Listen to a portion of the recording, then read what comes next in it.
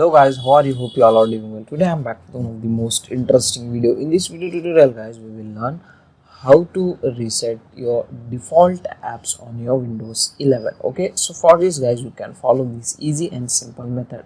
First, you need to open your Windows settings. Use this shortcut key to open your Windows settings. Hold Windows key button and then press I from your keyboard. Okay, and here in the Windows settings, in the left panel, go to apps like this, and in the right panel you can get default apps option or installed app option. Just click and open it. Okay, now scroll down. At the end here you can get the option reset all default app. If you want to reset it, just click on reset option. That's it. Okay, so from here you can easily able to reset all default apps for your Windows 11. So that's it for today guys. It's a short and simple video. Hope you enjoy this. If you enjoy, please guys like, share and subscribe to our channel. Thank you very much.